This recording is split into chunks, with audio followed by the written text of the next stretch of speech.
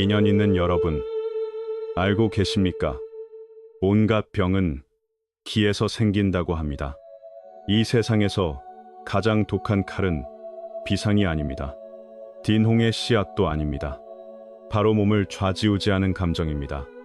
분노에서 생긴 종괴, 근심에서 생긴 뭉침, 경노에서 생긴 어혈은 어떤 약으로도 뿌리째 없애기 어려운 병의 근원입니다. 핵심은 감정이 몸에 흔적을 남긴다는 점입니다. 여러분이 만들어낸 것은 화의 기운입니다. 그러나 그 기운이 끝내 요구하는 것은 여러분의 목숨일 수 있습니다. 우리는 평생 건강과 장수를 위한 지름길을 찾아 헤매는 듯합니다. 그런데 대개 바깥에서만 답을 찾습니다. 정작 가장 중요한 것을 잊어버립니다. 요점은 답이 바깥이 아니라 안에 있다는 뜻입니다. 참된 양생의 길은 사실 오래전에 이미 마련되어 있었습니다. 조상들은 수천 년 전에 깊고 정교한 지혜를 하나의 큰 전각처럼 세워두었습니다. 그런데 후손인 우리는 대부분 그 전각 밖에만 서 있습니다. 굽은 처마의 그림자만 멀리 바라볼 뿐입니다. 무거운 문을 밀고 들어가 그 안의 깊음과 밝음을 온전히 체득할 기회가 드뭅니다. 정리하면 겉모습은 알지만 속살은 놓치기 쉽습니다. 그래서 우리가 아는 것은 대개 흩어진 조각들입니다. 겉으로 드러난 것만 붙잡고 안쪽의 핵심을 잡기 어렵습니다. 오늘 이 영상에서 저는 여러분을 양생의 진실로 안내하려 합니다. 옛사람이 남긴 지혜는 오늘날 우리의 상상을 넘어설 만큼 깊고 넓다는 것을 알게 되실 것입니다. 그 안에는 몸을 조절하는 기술만 있는 것이 아닙니다. 우리가 세상 속에서 어떻게 몸을 두고 운명을 세우며 사람 일을 대해야 하는지에 대한 지혜도 서로 비추며 함께 들어 있습니다. 핵심은 양생이 곧 삶의 길이라는 점입니다. 번잡한 세상에서 사람을 대하고 일을 겪는 동안 저는 이 오래된 두루마리를 한 겹 한 겹 펼쳐 보이겠습니다. 그 안에 가장 빛나는 정수를 꺼내어 드리겠습니다. 이 마음의 여정은 길어질 수도 있습니다. 그러니 급히 서두르지 마시기 바랍니다. 정리하면 천천히 함께 걸어가자는 뜻입니다. 혹시 바쁘셔서 한 번에 끝까지 보시기 어렵다면 구독 버튼을 가볍게 눌러 두시기 바랍니다. 다음 만남을 위한 표식을 남겨두는 것입니다. 이 문은 한 번 닫히면 정보의 급류 속으로 흘러가 다시 찾기 어려울 수 있습니다. 또한 이 지혜가 더 많은 분에게 알려질 가치가 있다고 느끼신다면 소중한 분들에게 넉넉히 나누어 주시기 바랍니다. 특히 가정의 어른들께 전해주시면 좋겠습니다. 이 오래된 동방의 생명 지혜가 노년의 세월 속에서 따뜻하고도 단단한 건강의 보호가 되어줄 수 있습니다. 요점은 좋은 것은 함께 나눌수록 힘이 된다는 것입니다. 청나라의 한 의사가 의권초편이라는 책에서 이렇게 말했습니다. 인지생, 기지투자, 기투즉생, 기장, 즉강, 기쇠즉약, 기산즉망. 사람의 생명은 기가 모여 이루어집니다. 기가 모이면 살고, 기가 강하면 건강하며, 기가 쇠하면 약해지고, 기가 흩어지면 죽습니다. 핵심은 생명의 성패가 기의 상태에 달려있다는 뜻입니다. 이 짧은 말은 생명의 한 모서리를 다 말해줍니다. 여기서 말하는 기는 허공에 뜬 신비한 개념이 아닙니다. 몸을 이루고 생명의 운행을 떠받치는 가장 섬세하고 기본적인 에너지의 흐름입니다. 한 나라의 군대와도 같습니다. 바깥의 사기를 막고 우리 안의 저항력을 길러줍니다. 정리하면 기는 보이지 않아도 실제로 몸을 지키는 힘입니다. 이 생명의 기는 눈으로 보이지 않습니다. 손으로 만질 수도 없습니다. 하지만 햇빛과 공기처럼 한순간도 없어서는 안 되는 생명의 근원입니다. 기의 기틀이 흩어지고 소모되면 기름이 닿은 등불처럼 생명의 집은 조용히 무너집니다. 그래서 옛사람들은 지혜로운 이의 진정한 지혜는 결국 양생에 놓인다고 말했습니다.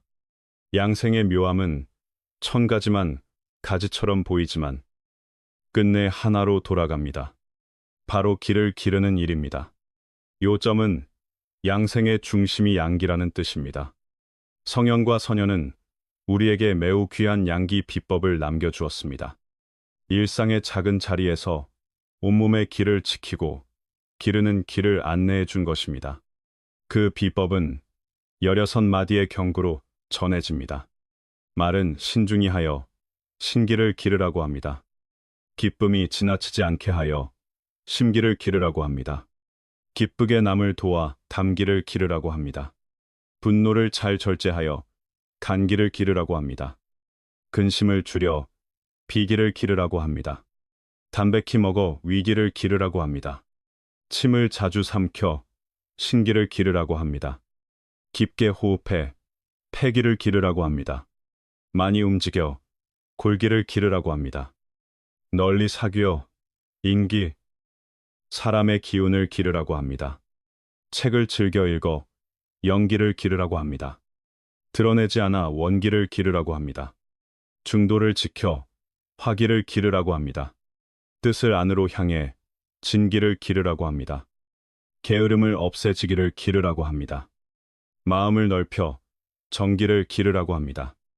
정리하면 16가지 기는 16개의 문으로 이어진다는 뜻입니다. 이 16마디는 16개의 열쇠와 같습니다. 우리 생명 안에 서로 다른 16가지 기와 맞물려 있습니다.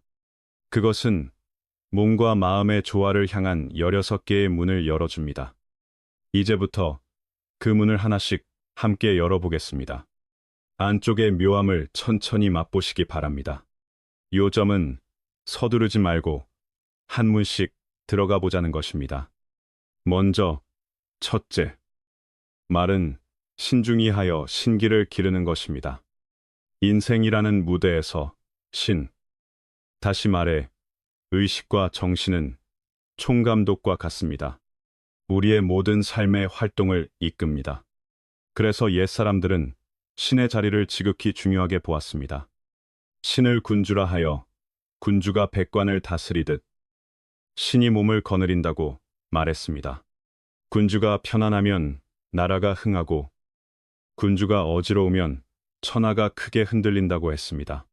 그러니 신기를 기르는 일은 모든 양생법의 바탕이자 전제입니다. 반대로 신기가 흩어지면 몸과 마음은 가장 크게 손상됩니다. 핵심은 신기를 지키는 것이 양생의 시작이라는 점입니다. 그렇다면 이 귀한 신기를 어떻게 가장 잘 지킬 수 있을까요? 서유기에서 보리조사가 손오공을 가르치며 이런 말을 했다고 전해집니다. 입을 열면 신기가 흩어지고 혀가 움직이면 시비가 생긴다. 이 말에는 매우 깊은 이치가 들어 있습니다. 말의 힘은 우리가 생각하는 것보다 훨씬 큽니다. 말이 가볍고 허풍이 많고 근거 없는 거짓말이 많고 공허한 말로 시간만 태우면 어떻게 됩니까? 마치 신기의 자루에 작은 구멍을 내는 것과 같습니다. 귀한 신기는 조용히 밖으로 새어 나갑니다. 요점은 함부로 말하면 기가 새어 나간다는 뜻입니다. 또 말을 너무 많이 하면, 말이 많으면 허물이 생긴다는 말처럼 에너지만 소모되지 않습니다. 시비가 쉽게 생깁니다. 쓸데없는 번뇌가 따라옵니다. 그 번뇌는 마음의 먼지처럼 정신을 흐리게 하고 생각을 흔들며 계속해서 신기를 갉아먹습니다. 끝내 몸과 마음의 전반적인 건강을 해칩니다. 그래서 양생을 아는 옛사람들은 신기를 지키는 일을 늘 첫째로 두었습니다. 안으로 거두는 정신을 귀히 여기고 적게 말하며 고요히 쉬어 밖으로 흩어진 에너지가 다시 안으로 돌아오게 했습니다. 정리하면 적게 말하는 것은 말문을 닫는 것이 아니라 기운을 거두는 일입니다. 이것은 우리를 벙어리처럼 만들라는 뜻이 아닙니다. 말의 예술을 배우라는 뜻입니다. 언제 말하고 언제 멈출지 아는 것입니다. 말은 진주처럼 귀하고 무게가 있어야 합니다. 말하지 않을 때는 말하지 않는 것입니다. 그러나 한 번 말할 때는 남에게 이익이 되고 나 자신도 밝아지게 해야 합니다. 신기가 충만한 사람은 정신의 상태가 자연히 안정됩니다. 성급하지 않고 차분해집니다.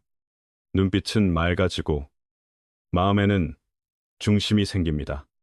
이때 정신이 삶을 주재하는 자리가 비로소 바로 섭니다. 바깥의 흔들림에 쉽게 휘둘리지 않습니다. 안에는 깊은 목 같은 고요와 힘이 생깁니다. 이것이 양생의 첫걸음이며 가장 중요한 걸음입니다.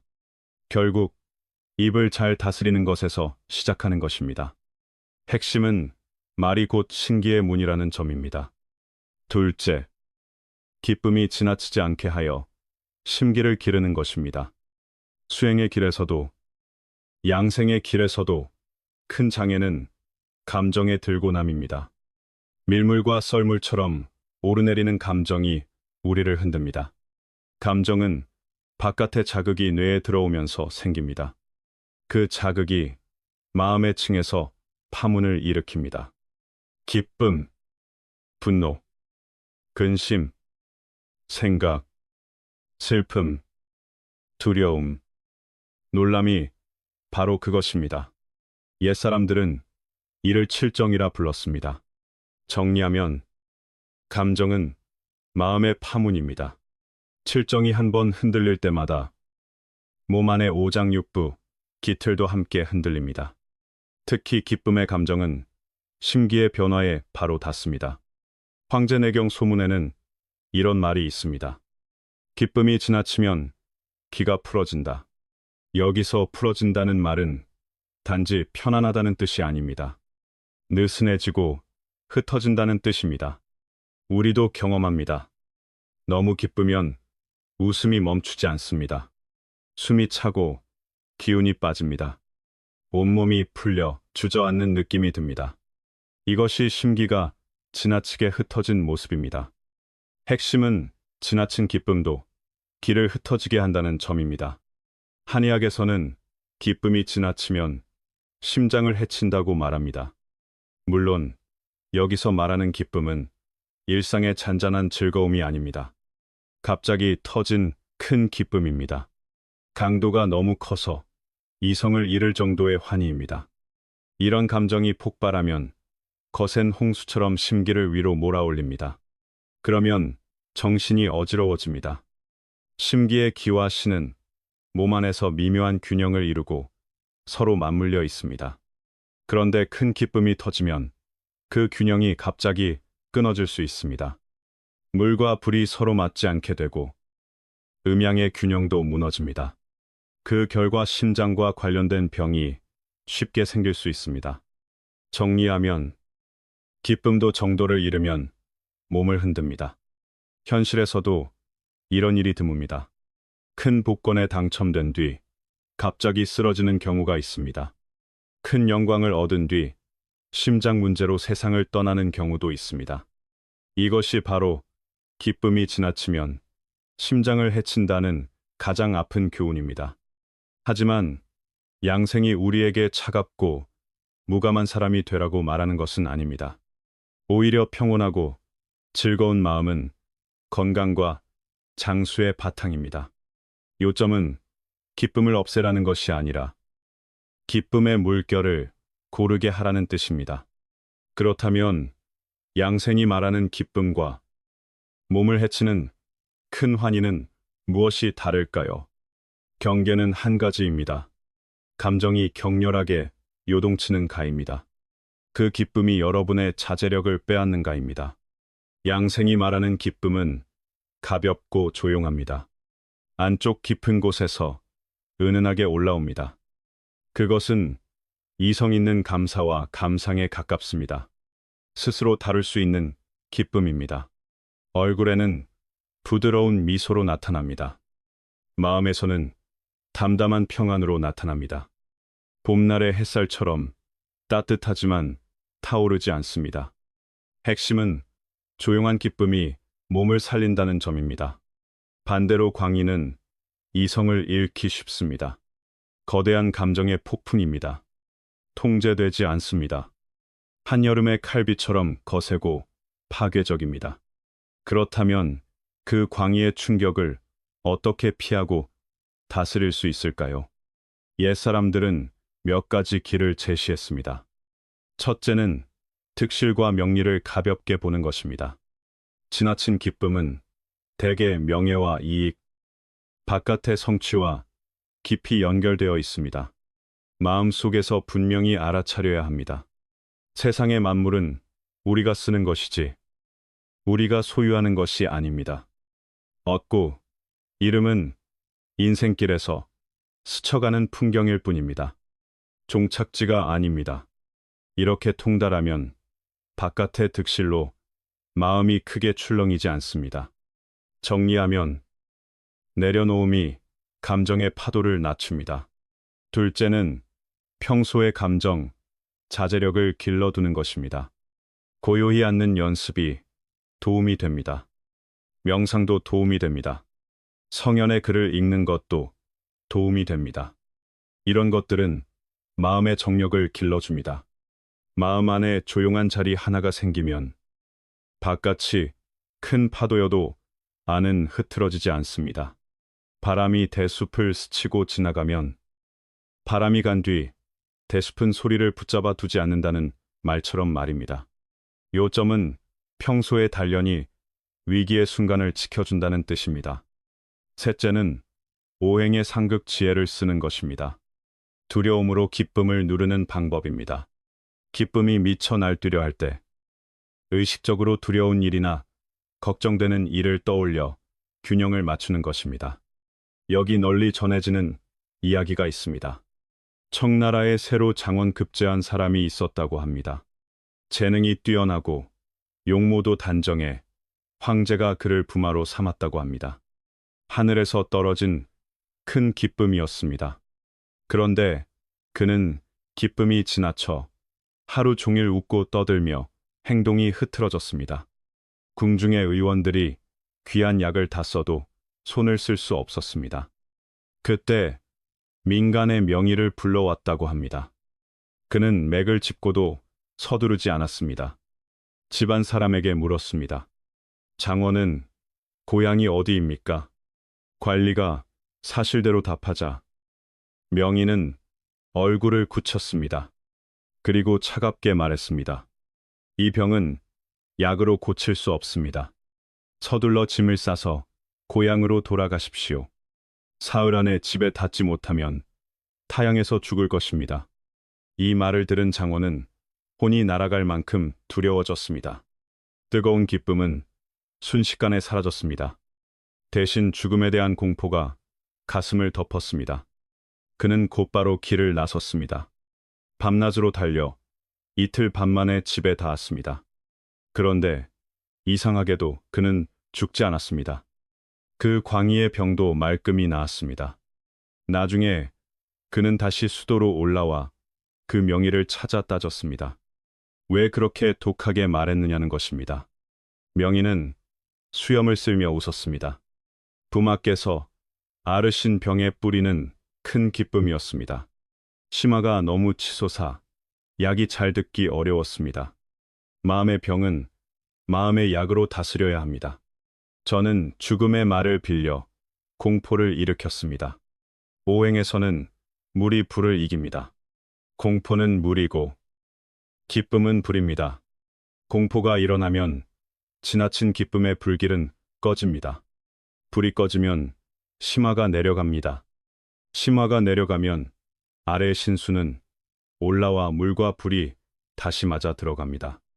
그러면 몸과 마음은 달콤한 비를 맞듯 젖어들고 병은 약 없이도 낫습니다. 정리하면 감정의 균형으로 몸을 고치는 지혜입니다. 셋째, 기쁘게 남을 도와 담기를 기르는 것입니다. 사람의 담력은 몸집이나 지위가 정한다고만 볼 수 없습니다. 마음속의 공심이 얼마나 있느냐와 깊이 이어져 있습니다. 노자는 도덕경에서 이렇게 말했습니다. 내가 큰 근심을 가진 것은 내게 이 몸이 있기 때문이다. 내가 이 몸이 없다면 무슨 근심이 있겠는가? 이 말의 깊은 뜻은 이렇습니다. 재앙이 올까 늘 걱정하는 것은 이 몸의 안위와 득실을 너무 무겁게 보기 때문입니다. 만약 이 작은 나를 넘어 무아의 경지에 이른다면, 마음에 천하의 중생을 담는다면 무엇을 그토록 두려워하겠습니까? 핵심은 나만을 붙잡을수록 두려움이 커진다는 점입니다. 여기서 노자는 우리에게 사람을 대하는 길을 가르칩니다. 선한 일을 많이 하라는 것입니다. 늘 남을 돕는 마음을 가지라는 것입니다. 사사로운 계산이 줄고 타인과 공동체를 향한 마음이 늘면 담기는 저절로 커집니다. 덕이 높은 사람을 떠올려 보시기 바랍니다. 마음이 사랑으로 가득합니다. 남을 위해 힘씁니다. 그 마음에는 햇빛이 가득합니다. 낙관적이고 떳떳합니다. 이기심이 적으니 두려움도 적습니다. 그래서 마음에 꿍꿍이가 없으면 한밤중에도 귀신이 문을 두드리는 것이 두렵지 않다는 말이 있습니다. 정리하면 떳떳함이 담력을 키웁니다. 반대로 사사로운 마음이 무거운 사람은 늘 속이 불편합니다. 마음속은 계산과 걱정과 두려움으로 차 있습니다. 이익이 조금이라도 줄까 늘 조심합니다. 그래서 마음은 좀처럼 편해지지 않습니다. 삶은 힘들고 피곤해집니다. 특히 그릇된 일을 저지른 사람은 더 그렇습니다. 겉으로는 잠시 운이 따라도 사건이 터진 뒤에는 끝없는 공포와 자책에 빠질 수밖에 없습니다. 숨어 지내며 불안해합니다. 요점은 어두운 마음은 담기를 말립니다. 그래서 담기를 기르는 가장 좋은 길은 작은 세계에서 나오는 것입니다. 사랑을 내는 것입니다. 공헌하는 것입니다. 바라는 것 없이 베푸는 한 번이 담기에 맑은 샘물을 붓는 일입니다. 마음이 더 많은 사람을 담을수록 담력과 기계도 함께 자랍니다. 정리하면 담기는 나를 넘는 마음에서 길러집니다. 넷째, 분노를 잘 절제하여 간기를 기르는 것입니다. 옛사람들은 노트언간, 곧 분노는 간을 상하게 한다고 했습니다. 화의 파괴력은 사람을 죽음으로까지 몰아넣을 만큼 큽니다. 삼국지연의에는 제갈량이 3번 주유를 자극해 주유가 크게 분노하다 결국 젊은 나이에 세상을 떠났다는 이야기가 나옵니다. 현대의학의 관점에서는 그 분노가 혈관의 급격한 문제나 출혈을 불렀을 가능성도 생각해 볼 수 있습니다. 요점은 분노가 몸에 큰 고장을 부를 수 있다는 것입니다. 또 임상에서 간암 환자에게서 자주 보이는 성향이 있다고도 합니다. 쉽게 화가 나고 스스로 조절하며 풀어내는데 서툴다는 점입니다. 이것은 간기를 보호하려면 무엇보다 분노를 다루는 법을 배워야 한다는 뜻입니다. 여기서 말하는 절제는 단순히 억누르는 것과 다릅니다. 불교에서 말하는 인의 태도처럼 겉으로만 눌러 참아버리면 불길은 꺼지지 않고 속에서 오래 타게 됩니다. 겉불이 잔불로 바뀌어 오래 남는 것입니다. 정리하면 억누름은 해결이 아니라 누적이 될 수 있습니다. 억눌린 분노가 오래 쌓이면 몸 안에서 기가 뭉치고 막힙니다. 기가 막히면 피도 고이기 쉽습니다. 시간이 지나면 더 위험한 병의 씨앗이 되기도 합니다. 혹이나 낭종, 심지어 종양으로 이어질 수 있다는 것입니다. 그러니 올바른 분노 절제는 억지로 눌러 숨기는 것이 아닙니다. 육아에서 강조하는 길은 중화의 기운을 늘 지키는 것입니다. 중화란 무엇일까요? 핵심은 감정이 터지기 직전에 알아차리고 지혜로 바꾸는 힘입니다. 중용에는 이런 말이 있습니다. 희노애락이 아직 드러나지 않으면 중이라 하고, 드러나되 모두 절도에 맞으면 화라 합니다. 중은 바깥 자극을 받는 바로 그 순간, 분노가 치솟기 직전에 알아차리는 힘입니다. 화는 표현이 필요할 때도 그 방법과 때와 정도가 모두 적절한 상태입니다. 예를 들어 부모가 자식을 엄하게 가르치거나 스승이 제자를 꾸짖을 때가 있습니다. 그때의 엄함은 상대를 해치려는 것이 아니라 상대를 위한 마음에서 나옵니다. 이것은 발화돼 절도에 맞는 화에 가깝습니다. 요점은 분노를 쓸지 말지가 아니라 분노를 어떻게 다루느냐입니다. 이렇게 중화의 기운을 지키면 분노의 주인이 됩니다. 분노의 노예가 되지 않습니다. 그러면 간기는 막히지 않고 소통합니다. 몸은 더 편안해지고 마음은 더 넓어집니다. 봄날 나무가 순하게 뻗어나가듯 생기가 돌아옵니다. 이것이 분노를 다스려 간기를 기르는 길입니다. 정리하면 알아차림과 절도가 간기를 살립니다. 다섯째, 근심을 줄여 비기를 기르는 것입니다. 한의학에서는 비주사, 과사상비, 곧 비장은 생각을 주관하고 지나친 생각은 비장을 상하게 한다고 말합니다. 우리가 사는 세상에 걱정이 전혀 없을 수는 없습니다. 하지만 무엇이든 지나치면 해가 됩니다. 적당한 생각은 문제를 풀게 하지만 과한 걱정은 몸을 무너뜨립니다. 걱정이 많은 사람은 생각이 끝없이 이어지는 특징이 있습니다. 머릿속은 과거와 미래 사이를 달리는 야생마처럼 쉬지 않습니다. 요점은 생각이 현재를 떠나면 기가 뭉치기 쉽다는 것입니다. 옛말에 사즉기결, 곧 생각이 지나치면 기가 맺힌다고 했습니다. 오래도록 생각이 흩어지면 비위의 기틀이 막힙니다. 소화가 약해지고 입맛이 떨어지며 얼굴빛이 누렇게 뜨기 쉽습니다. 몸이 야위고 기운이 처질 수 있습니다. 정신적으로도 신경쇠약, 불면, 꿈이 많아지는 문제가 따라올 수 있습니다. 결국 여러 병으로 이어집니다. 정리하면 과한 근심은 비기를 직접 흔듭니다. 그렇다고 근심을 완전히 없애기는 어렵습니다. 하지만 줄이고 풀어내는 법은 배울 수 있습니다. 좋은 방법은 마음을 한 곳으로 모으는 연습입니다. 생각이 어지러울 때 의식적으로 주의를 한 가지 구체적인 일로 돌리십시오. 숨결에 집중해도 좋습니다. 걸음 하나하나에 집중해도 좋습니다.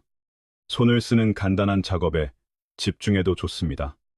이렇게 흩어진 것을 모으면 무질서가 질서로 바뀝니다. 요점은 주의가 모이면 근심의 매듭이 느슨해진다는 것입니다. 또 한 가지는 머릿속 걱정을 종이에 적어보는 것입니다. 무엇이 내가 통제할 수 있는 일인지, 무엇이 통제할 수 없는 일인지 분명히 나누십시오. 통제할 수 있는 것은 행동 계획을 세우십시오. 통제할 수 없는 것은 받아들이고 내려놓는 연습을 하십시오. 비관을 낙관으로 바꾸는 것도 중요합니다.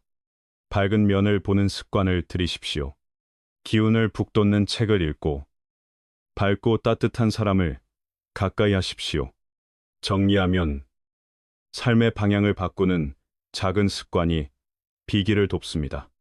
근심에 뿌리는 마음이 좁아질 때 더 깊어집니다. 다른 사람을 이해하지 못하고 과거를 놓지 못할 때 더 단단해집니다. 그래서 너그러움은 남을 위한 것만이 아닙니다. 결국 자신을 풀어주는 길입니다. 옛말에 심광일척, 병퇴일장이라 했습니다.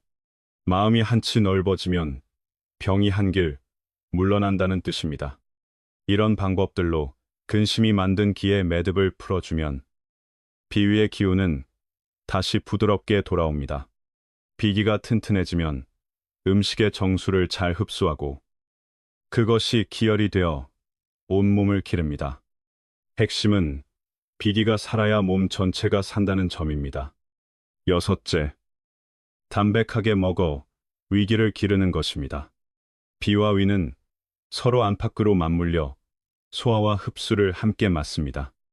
이것을 후천지본, 곧 태어난 뒤에 우리 몸의 뿌리라고 부릅니다. 비기를 조절하는 데에는 의식과 감정의 관리가 큰 비중을 차지합니다. 반면 위기를 기르는 길은 더 직접적입니다. 바로 먹는 것에 달려 있습니다. 삶에 필요한 에너지는 결국 위가 받아들인 음식에서 시작됩니다. 요점은 먹는 것이 곧 위기의 바탕이라는 것입니다. 위기를 기르려면 먼저 위가 편하게 일할 환경을 만들어야 합니다. 고기와 기름진 음식, 자극적인 음식을 오래 많이 먹으면 위는 과로합니다. 부담이 쌓이면 소화 기능이 떨어집니다. 위염이나 궤양 같은 문제도 생길 수 있습니다. 그래서 담백한 식사는 위기를 기르는 첫째 원칙입니다. 여기서 담백함은 채소만 먹으라는 뜻이 아닙니다. 소금은 적게, 당도 적게, 지방도 과하지 않게 하는 균형의 원칙입니다. 이는 현대 영양학과 옛 양생 지혜가 함께 가리키는 길입니다. 정리하면 담백함은 절제와 균형입니다. 곡식과 채소, 과일을 중심으로 하되 고기와 생선, 달걀 같은 좋은 단백질을 적당히 곁들이십시오. 제철에 신선한 음식을 즐기십시오. 가공을 지나치게 한 음식은 줄이십시오. 무조건 유행을 따라 보양하지 말고 체질과 계절의 변화를 살펴 알맞게 하십시오. 또 과식은 반드시 피해야 합니다. 식사 때는 꼭꼭 씹어 천천히 삼키십시오. 감사하는 마음으로 드시기 바랍니다. 값비싼 진미만 쫓지 말고 깨끗하고 합리적인 음식을 구하십시오. 이렇게 일상에서 담백함 속에 참맛을 얻으면 위기는 가장 잘 보호됩니다. 요점은 매 끼니가 양생의 수행자리라는 것입니다. 다음은 침을 자주 삼켜 기운을 기르는 법으로 이어집니다. 여기에는 몸 안의 근본을 북돋우는 섬세한 길이 들어 있습니다. 일곱째, 침을 자주 삼켜 신기를 기르는 것입니다. 신장은 선천의 뿌리라고도 불립니다. 부모에게서 받은 생명의 정수, 곧 신정이 저장되는 곳이라고 합니다. 신기가 충만한가 아닌가는 우리의 생기가 얼마나 풍부한지와 곧바로 이어집니다. 신기가 충분하면 기력이 넘칩니다. 뼈가 튼튼해집니다. 생각도 맑아집니다. 노화도 더디게 온다고 합니다. 그래서 신기를 기르는 일은 장수를 위한 핵심 과업입니다. 요점은 신기가 생명의 저장고라는 뜻입니다. 신기를 기르는 방법은 많습니다. 그중 도가에서 전해 내려오는 간단하면서도 효과적인 방법이 있다고 합니다. 련진생정, 련정화기라는 길입니다. 여기서 진은 입안에서 나오는 맑은 액체를 말합니다. 도가는 이것을 몸의 귀한 정수로 보고 금진옥액 또는 감노라고 불렀다고 합니다. 방법의 요지는 이렇습니다. 특별한 방식으로 입안을 자극해 진액이 많이 나오게 하고 그 진액을 의식적으로 삼켜 아래 단전으로 내려보낸다는 것입니다. 그 생기의 물방울이 전기와 기로 바뀌어 신장을 북돋운다고 말합니다. 정리하면 작은 침 한 방울을 생명의 보배로 삼는 길입니다. 여기서 말하는 진액은 맑고 묽습니다. 때로는 약간 달게 느껴지기도 합니다. 말을 많이 할 때 생기는 끈적한 침과는 다릅니다. 그렇다면 어떻게 진액을 길러냅니까? 방법은 어렵지 않습니다. 첫째는 혀를 윗입천장에 대는 것입니다. 조용히 앉거나 서서 혀끝을 앞니 뒤쪽에 윗입천장에 살짝 붙입니다. 그 자리는 인맥과 동맥이 만난다고 여겨지는 곳입니다. 신경과 분비를 자극하는데 도움이 된다고 합니다. 둘째는 이를 가볍게 맞부딪히고 혀를 돌리는 것입니다. 윗니와 아랫니를 가볍게 36번 두드리듯 맞닿게 합니다. 그 다음 혀로 잇몸과 치아 안팎을 천천히 훑습니다. 시계 방향으로도 돌리고 반대 방향으로도 돌립니다. 몇 바퀴씩 천천히 해보시기 바랍니다. 그러면 입안에서 서늘한 진액이 조금씩 차오르는 것을 느낄 수 있습니다. 핵심은 억지로 서두르지 않고 자연히 나오게 하는 것입니다. 진액이 입안에 가득해지면 한 번에 꿀꺽 삼키지 마시기 바랍니다. 입안을 한두 번 굴리듯 머금었다가 세 번에 나누어 천천히 삼키십시오. 삼킬 때는 의식으로 그 진액이 배 아래 단전으로 내려간다고 느껴보시기 바랍니다. 겉으로는 단순한 동작이지만 오래 꾸준히 하면 큰 도움이 된다고 합니다. 아침 저녁으로 날마다 이어가면 신기는 자연히 보태지고 길러진다고 말합니다. 요점은 값이 들지 않지만 매우 귀한 내양의 길이라는 뜻입니다. 여덟째, 깊게 호흡해 폐기를 기르는 것입니다. 깊은 호흡은 폐의 구석구석까지 공기가 닿게 합니다. 그래서 기의 교환이 더 충분해집니다. 깊은 호흡의 질을 좌우하는 기준이 있다고 합니다. 작고, 고르고, 길게 하는 것입니다. 숨소리가 거의 들리지 않을 만큼 작게 하라는 뜻입니다. 들숨과 날숨의 길이가 비슷할 만큼 고르게 하라는 뜻입니다. 그리고 한 번의 호흡이 충분히 길게 이어지게 하라는 뜻입니다. 정리하면 깊은 호흡은 작고 고르고 길게입니다. 옛 양생가들은 조식할 때 코앞에 거위털 한 올을 두었다고 전해집니다. 숨을 쉬는 동안 그 털이 흔들리지 않으면 높은 경지에 이르렀다고 말합니다. 도가의 대표로 꼽히는 장자도 진인의 호흡을 말하며 발꿈치로 숨쉰다고 했다고 합니다.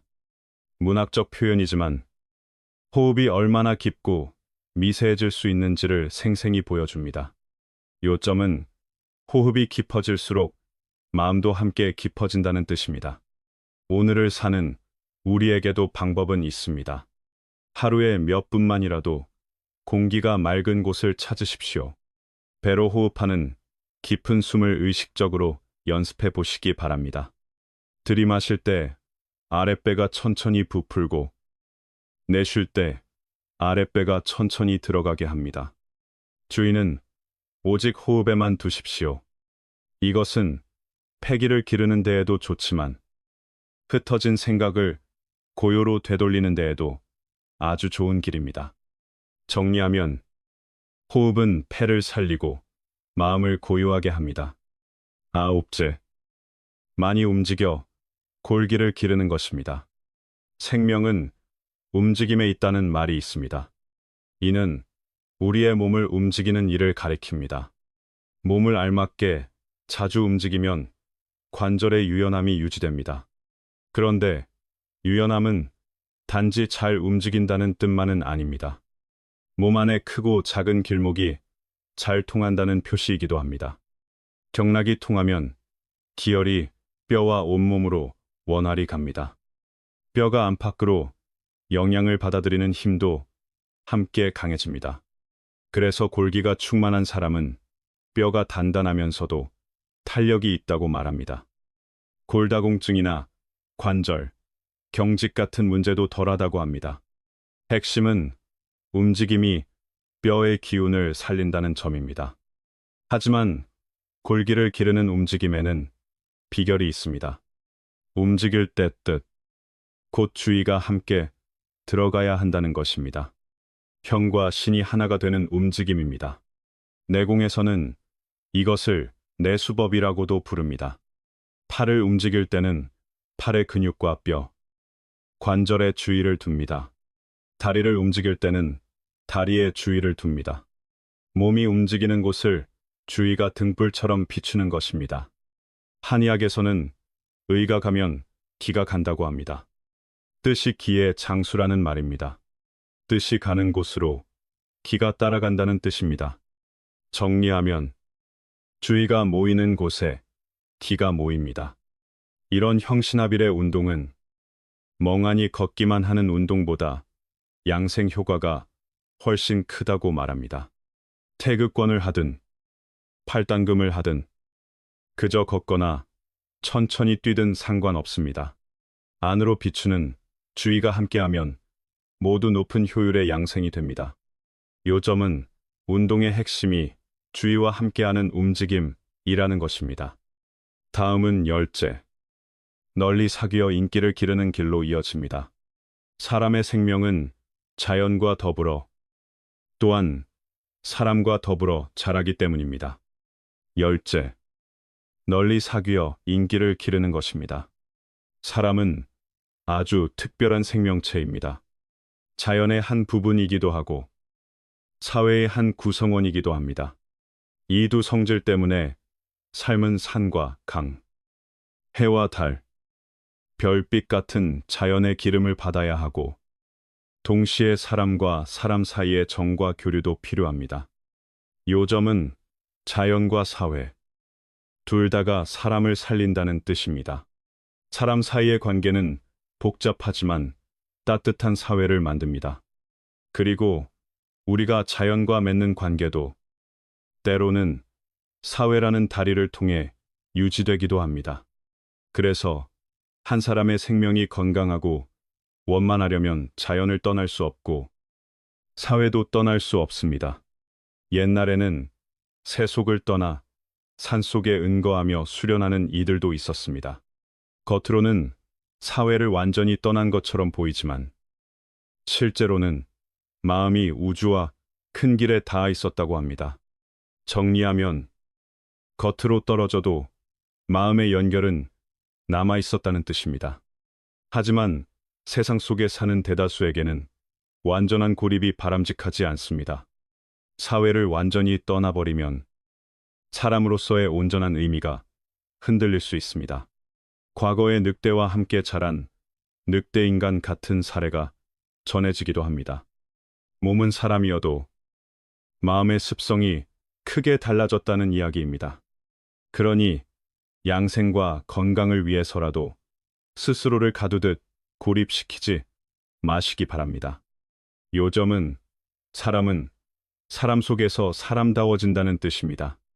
좋은 사람들과 넓게 사귀는 것이 필요합니다. 뜻이 비슷하고 품성이 바른 벗들을 만나 조화롭고 열린 삶의 공간을 만드는 것입니다. 건강한 관계의 그물망은 우리 안의 인기를 강하게 키웁니다. 벗과 진심으로 교류하면 가슴속의 답답함이 풀립니다. 따뜻한 공동체 속에서는 소속감과 지지가 생깁니다. 정리하면 좋은 관계는 하나의 큰 생명 에너지입니다. 이렇게 길러진 인기는 매우 중요한 생명의 장입니다. 인기가 왕성하면 마음이 트입니다. 일이 풀릴 때도 많습니다. 몸과 마음의 전반적인 건강에도 큰 도움이 됩니다. 그러니 사람을 멀리하기보다 사람 사이에서 따뜻한 기운을 기르시기 바랍니다. 핵심은 관계가 곧 양생의 한 부분이라는 점입니다. 11째, 책 읽기를 즐겨 영기를 기르는 것입니다. 어떤 위대한 과학자는 총명은 근면에 있고 천재는 축적에 있다고 말했습니다. 이 말은 양생에도 그대로 통합니다. 여기서 말하는 영기는 흔히 영감에 가깝습니다. 인류의 위대한 창조는 많은 경우 영감의 불꽃에서 시작되었습니다. 문인의 불후의 문장도 그렇고 시인의 천년가는 한 구절도 그렇습니다. 요점은 영기가 삶의 빛을 켜는 불꽃이라는 뜻입니다. 화가의 전설 같은 작품은 한번 번쩍이는 불 끝에서 완성되기도 합니다. 과학자의 큰 발명은 꿈이나 명상에서 얻은 직감으로 현실이 되기도 합니다. 뛰어난 군사가의 결정적 전략도 어떤 순간의 영감 속에서 잡히기도 합니다. 영감에는 타고난 기질도 있겠지만 더 중요한 것은 후천의 축적입니다. 그 축적의 큰 길 가운데 하나가 바로 독서 습관입니다. 정리하면 쌓인 것이 있어야 번쩍임도 생깁니다. 뇌는 거대한 지식 창고와 같습니다. 책을 읽고 배우는 동안 우리는 그 창고에 정보를 계속 쌓습니다. 저장된 지식이 풍부하고 다양하고 깊을수록 어느 순간 서로 부딪혀 연결될 가능성이 커집니다. 그 연결이 바로 영감의 불꽃을 일으킵니다. 창고에 곡식이 많을수록 불을 붙일 연료도 많아집니다. 그래서 영감이 나타날 가능성도 높아집니다. 요점은 독서가 용기를 키우는 가장 현실적인 길이라는 것입니다. 아무리 뛰어난 사람이라도 우주항공의 지식이 없다면 우주선을 만들 수 없습니다. 용기는 결국 높은 수준의 지혜입니다. 이 지혜는 성공만 돕는 것이 아니라 생명을 여러 층위에서 더 깊게 이해하게 해줍니다. 그래서 몸과 마음을 기르는 데에도 도움이 됩니다. 책 읽기는 옛날과 오늘의 가장 지혜로운 영혼들과 나누는 대화입니다. 정리하면 독서는 마음을 씻고 시야를 넓혀 용기를 기릅니다. 12째, 드러내지 않아 원기를 기르는 것입니다. 원기는 모든 기 가운데 가장 근본이고 가장 원초적인 기라고 합니다. 생명이 형성되는 순간부터 함께하며 사람의 생로병사가 원기의 성쇠에 달려 있다고 봅니다. 원기가 충만하면 생기가 왕성합니다. 원기가 약해지면 사람이 쉽게 축 늘어지고 무기력해집니다. 원기가 닿으면 생명도 끝에 이른다고 말합니다. 핵심은 원기가 생명의 바탕이라는 점입니다. 원기가 크게 새는 길이 몇 가지 있다고 합니다. 큰 사고를 만나 정신과 몸이 크게 흔들릴 때가 그렇습니다. 오랫동안 억눌림과 괴로움 속에 살 때도 그렇습니다. 큰 병이나 큰 수술을 겪을 때도 그렇습니다. 이런 것들은 때로 우리가 마음대로 정할 수 없는 객관적 요인도 큽니다. 그런데 원기를 크게 소모하는 길이 하나 더 있습니다. 그것은 상당 부분 우리의 주관적 습관에서 생긴다고 합니다. 바로 자꾸 드러내고 과시하려는 마음입니다. 정리하면 과시는 원기의 큰 구멍이 될 수 있습니다. 왜 과시가 원기를 소모할까요? 기운의 운행은 본래 안에서 밖으로 퍼지는 성질이 있습니다. 과시는 마음 깊은 곳에서 바깥의 인정과 시선을 얻고 싶어하는 강한 충동입니다. 그 바깥으로의 발산이 커질수록 단순한 기혈이 아니라 가장 귀한 원기까지 소모된다고 말합니다. 과시할지 말지는 의식으로 조절할 수 있는 영역입니다.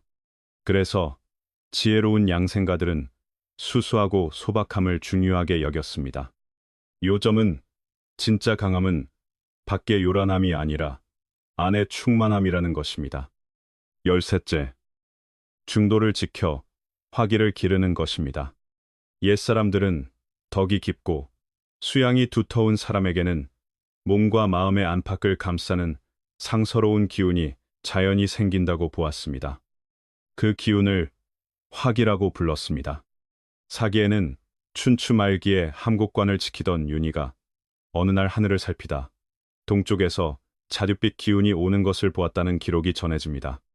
그는 그 상서로운 기운이 노자가 곧 이른다는 징조라고 알아차렸다고 합니다. 요점은 사람의 덕이 기운으로 드러난다고 본 것입니다.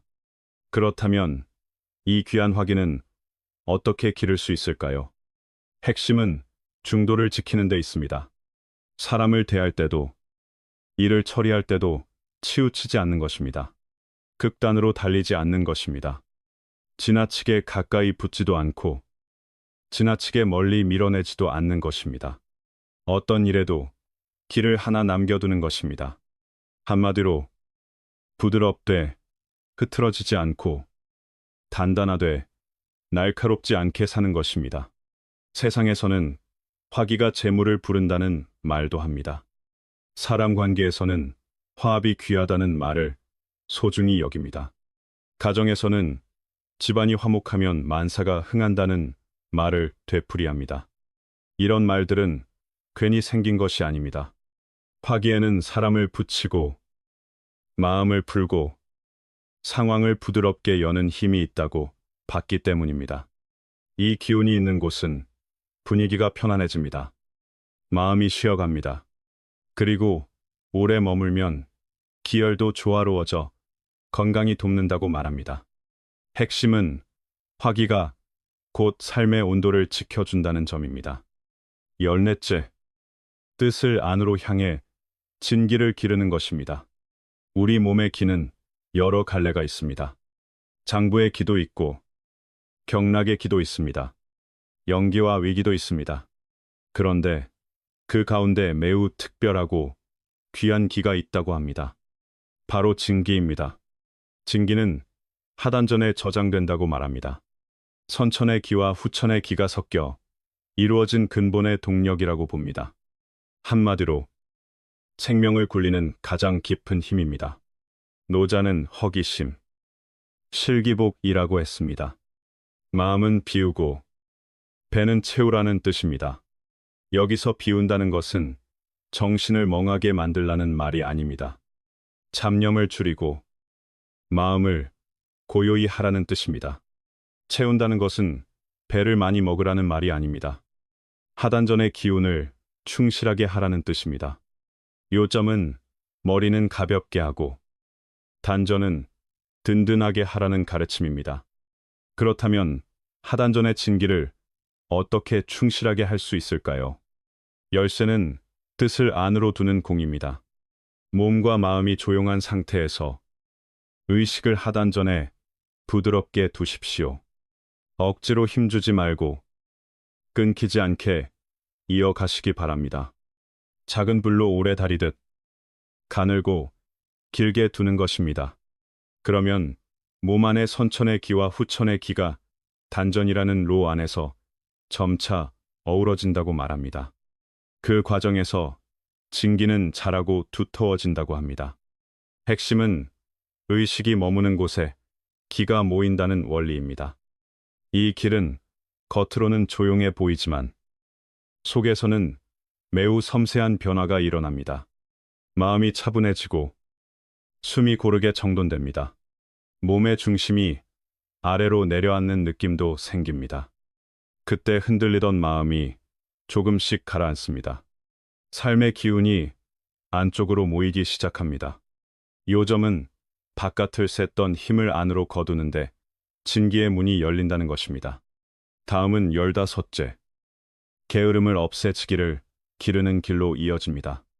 양생은 어렵지 않아 보여도 끝까지 가는 것은 또 다른 문제이기 때문입니다. 15째. 게으름을 없애지기를 기르는 것입니다. 게으름은 사람에게 타고난 습성처럼 붙어 있습니다. 그리고 양생과 수행의 길에서 가장 큰 걸림돌이 되기도 합니다. 많은 양생법은 방법 자체가 그리 어렵지 않습니다. 진짜 어려운 것은 꾸준함입니다. 날마다 이어가는 힘입니다. 그 힘을 가로막는 것이 바로 게으름입니다. 요점은 게으름을 이기지 못하면 어떤 길도 깊어지기 어렵다는 뜻입니다. 게으름이 앞서면 지기가 서지 않습니다. 지기는 사람을 세워주는 기운입니다. 양생을 하겠다고 마음먹어도 지기가 약하면 끝내 중간에 멈추기 쉽습니다. 양생은 하루 이틀의 행동이 아닙니다. 한평생 이어가야 하는 실천입니다. 그 긴 길에서 우리는 가정과 사회의 방해도 만납니다. 자기 안의 흔들림도 만납니다. 뜻밖의 어려움도 생깁니다. 그때마다 한 걸음 내딛게 하는 뒷받침이 지기입니다. 핵심은 지기가 양생의 등뼈라는 점입니다. 그래서 양생을 진짜로 걷고자 한다면 게으름과 맞서야 합니다. 옛사람은 날마다 덜어내고 또 덜어내어 마침내 무의에 이른다고 말했습니다. 매일 조금씩 덜어내라는 뜻입니다. 우리도 이 정신을 배워야 합니다. 하루의 게으름을 한 조각씩 줄이십시오. 작아 보여도 매일 이어지면 힘이 됩니다. 그렇게 해야 지기가 서고 지기가 서야 길이 계속됩니다. 정리하면 꾸준함은 작은 싸움의 누적입니다. 16째, 마음을 넓혀 정기를 기르는 것입니다. 이것은 16 비결 가운데 가장 높은 기준이라고 합니다. 또한 양생의 마지막 경지라고도 말합니다. 하늘과 땅의 정기를 기르는 일입니다. 양생의 전 과정은 결국 우리 안과 밖의 세계를 바르게 알아가고 바르게 고쳐가는 과정입니다. 그 최고 목표에 이르려면 큰 도의 세계관을 세워야 한다고 말합니다. 모든 사람을 위하는 큰 마음을 품고 허공처럼 넓어지고 만물을 담는 그릇이 되는 것입니다. 요점은 마음의 크기가 정기의 크기가 된다는 뜻입니다. 하지만 세계관의 변화는 근본의 변화입니다. 특히 우리의 주관 세계를 고치는 일은 쉽지 않습니다. 때로는 고통스럽기도 합니다. 그 핵심에는 두 가지 큰 장애가 있다고 말합니다. 하나는 곧 사사로움입니다. 이기심입니다. 다른 하나는 곧 집착입니다. 고집입니다. 오랜 사회의 사유관념은 우리 머릿속에 깊이 박혀 있습니다. 나를 중심에 두는 생각을 고치는 일은 하루아침에 되지 않습니다.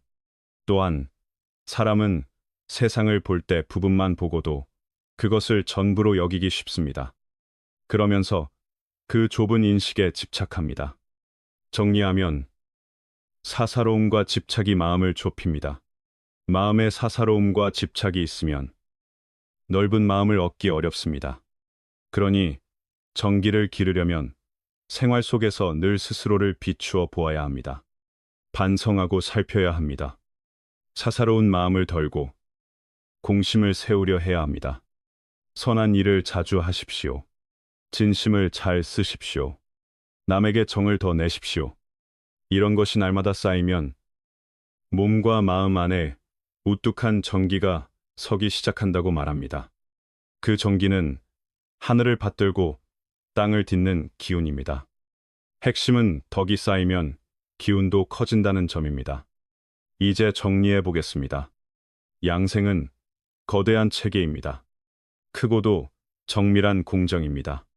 몸을 닦는 일도 포함하지만 더 강조하는 것은 마음을 닦는 일입니다. 몸을 닦는 것은 수련의 한 부분입니다. 그러나 마음을 닦는 일은 더 어렵고 더 근본입니다. 마음을 닦는 것은 조용한 자리에서만 하는 것이 아닙니다. 고요히 앉아 마음을 맑히는 것도 필요합니다. 하지만 그것만으로는 부족합니다. 세상의 갈등 속으로 들어가야 합니다. 복잡한 관계 속으로 들어가야 합니다. 그 속에서 마음을 단련해야 합니다. 견딤의 힘을 기르고 적응의 힘을 기르고 스스로를 다스리는 힘을 길러야 합니다. 요점은 삶 속에서 닦아야 진짜 수련이라는 뜻입니다. 몸을 닦는 일도 결코 단순하지 않습니다. 어떤 사람은 매일 몇 번 권법을 하고 춤을 추고 기공을 조금 하면 끝이라고 생각합니다. 하지만 양생은 그렇게 단순한 것이 아닙니다. 어떤 운동이든 진짜 양생이 되려면 그 안에 의식의 움직임이 함께 들어 있어야 한다고 말합니다.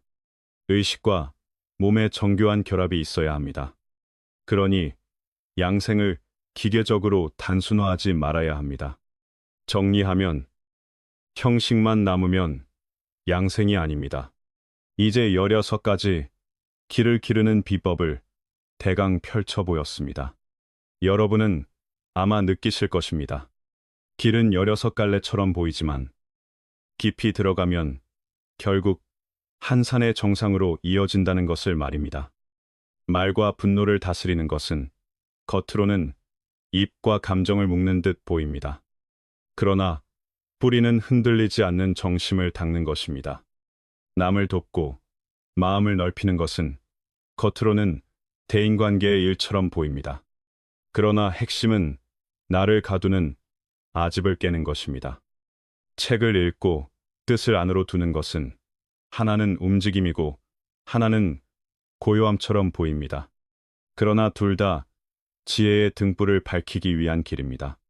요점은 길이 달라도 목표는 하나라는 뜻입니다. 그래서 양생의 수많은 방법은 몸에 무엇을 더하는 일이 아니라 마음에서 무엇을 덜어내는 일이라고 말합니다. 조각가가 불필요한 부분을 깎아내어 형상을 드러내듯이 말입니다.